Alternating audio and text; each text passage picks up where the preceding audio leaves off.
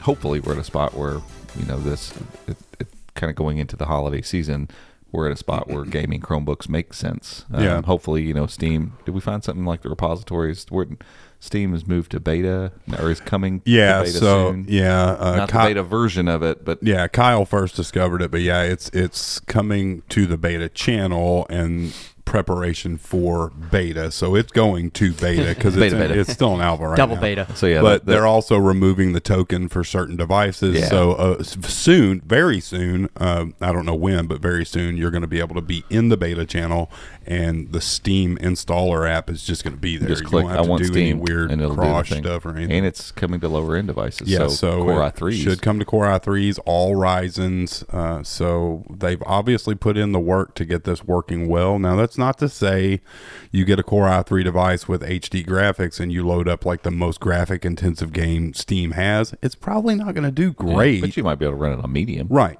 But I don't think Google would bring it to these lower end devices if they didn't know that it's going to work. Because like 90-something% of games work with, Proton and all that stuff. So well, and the other thing too, like in our, we haven't done, we haven't done the review yet on the big Asus Core i3. No.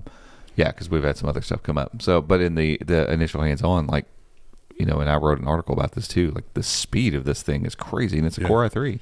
And it's, from a benchmark standpoint, just like raw processing power, single and multi-core, like it's right there with the 12th gen i5 and i7. It beats it in certain benchmarks, which is crazy. So it doesn't have quite as capable of a GPU, but there's a lot of raw horsepower in that Core i3 12th gen. So all these Chromebooks that are going to be coming out with that, no, they're not going to be Steam, like this is the best Steam gaming thing you could buy, but the Core i3 keeps the price down on these Chromebooks. As far as regular Chromebook stuff goes, have no issue running any of it. Like they could do all of it. And now, hopefully, we'll see Steam games come to those too, and for casual type games. And that's my point that I made in the article, is that like for the Core i3 model of this new Lenovo, you're not going to market that to someone who's solely a PC gamer, but someone who has a few Steam games, maybe if they just play like Civilization and stuff like that, which those take no graphic, but like Day of Defeat and old Source games and stuff like that, this is the perfect device to market. This is a cloud gaming monster that's beautiful, and it's a gaming device, and you can also play some of your favorite Steam titles. Then you take the i5 and you're like, you want to get into Steam games? Here's how you do it. And then you get devices like the Framework that have that P-series processor, and it's like these are going to be all-in-one devices that it should be relatively easy to market to, especially I feel like for parents it will be great because they could market this from a perspective of, hey, look, your kid's got access to all sorts of stuff, Android tons games, of options, and maybe some of these, if they take off, could help spur Android developers as well to be serious, make your game work on a Chromebook. Like just go get a Chromebook and see how it goes, and make the fixes you need to make it work, because now there's going to be gaming Chromebooks out there. And so think about those things. Think about larger screens. Think about mouse keyboard input if you can do it. But Chromebooks are, we're working on this. It's in alpha also, but the keyboard overlay on games, it only works on like 7 games or whatever right now as a test, but it does work. I did find out though that like on 3x2 or 16x10 screens, it's wonky. It doesn't quite line up. It's assuming all those things are going to be in place, but the end result of this will be you'll be able to drag your keys wherever you want them, lay them on the thing, and then set all. You can't do any of that stuff yet, but so Google's trying to kind of assist. That's a crutch, if you ask me. But if there's certain games, that might be a better solution. Sure.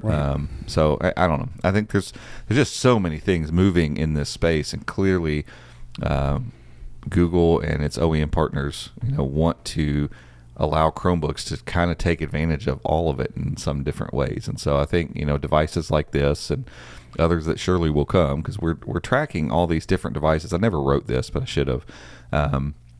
We're tracking all these devices from like HP, for instance. Like we have multiple Chromebooks, 12th gen Chromebooks we know that are coming from HP. It's like, why would they build this many? Right. Well, clearly one of these is probably going to be a gaming Chromebook, and there's multiple from this OEM.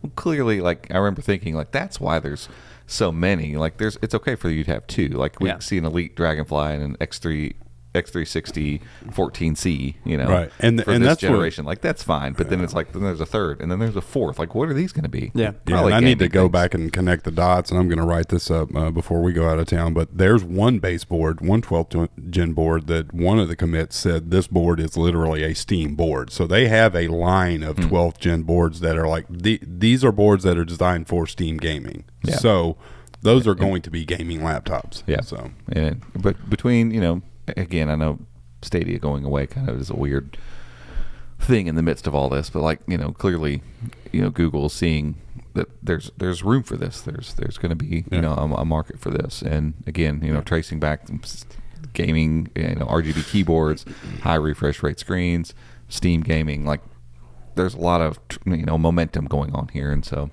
it'll be interesting to watch and see how it plays out, and then see how people respond to it, in the end. When is this this update when they're going into beta channel? When is that happening? I don't know if there's a date on it. I don't think there is a date. It was some commits that basically. So 106 should be rolling out today for the stable channel. So I mean, maybe 107 in the beta, which should be next few weeks, maybe a month. Should be awesome. I don't know. Yeah, it'd be awesome for it to show up. And start, especially if they get some of those tokens out of there, and it's in a spot where people, just general people, we can just, hey, you can go to the beta channel. We don't feel bad about telling people to go to the beta channel.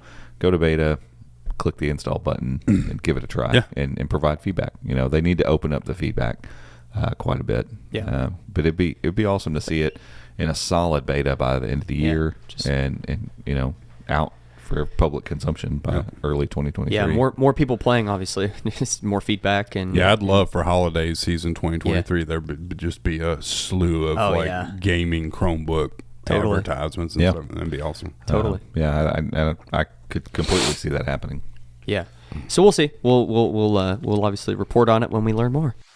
Hey everyone, thanks so much for watching this clip of the Chromecast podcast. If you want to watch the full episode, you can go check the link in the description. It's down there. It's down there. It's the full episode. This is just a little Scroll snack. down. If we're frisky, there might be a button up there. Right. I don't know.